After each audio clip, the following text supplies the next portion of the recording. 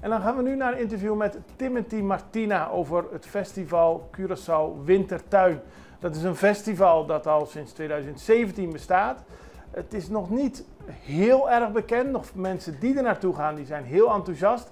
Maar om erachter te komen wat het precies is, hadden we een interview met Timothy Martina. En die legt uit wat de bezoekers kunnen verwachten als ze 20 september naar Landhuis Vredenberg gaan.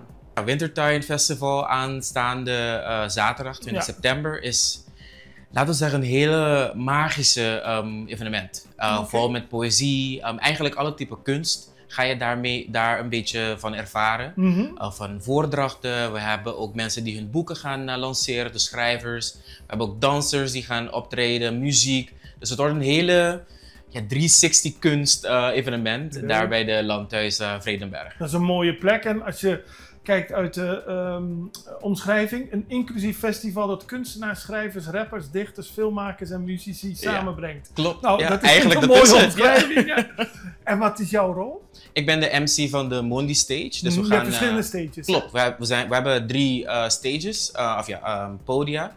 Eentje is de ambiente stage, daar ga je meer van de muziek en de grotere optredens krijgen van de bands en de DJ's. We hebben ook de veranda stage, daar ga je meer van de intieme voordrachten krijgen. En ook hebben we 2 paneldiscussies.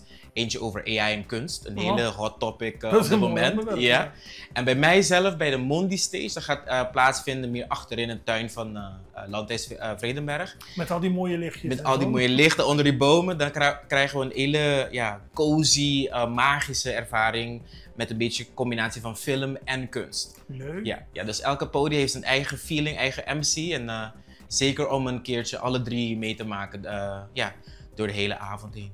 En is het kunst en cultuur van Curaçao of is het meer vanuit het Koninkrijk of de Cariben? Ja, ik zou zeggen het Koninkrijk. Dus we hebben mensen uit Aruba, Bonaire, Suriname heb ik ook gehoord dat een paar mensen binnenvliegen. Dus het is niet alleen het Curaçao, maar het is een internationale festival geworden. En je kunt er gewoon naartoe gaan en je kunt genieten, je kunt kijken, je kunt van het ene podium naar Ja, het ik zou andere zeggen, lopen. koop je ticket maar en kom ervaren. Dus echt Het is een ervaring. Het is een ervaring. Dus kom met een open mind, open brain en dan gewoon alles een beetje absorberen.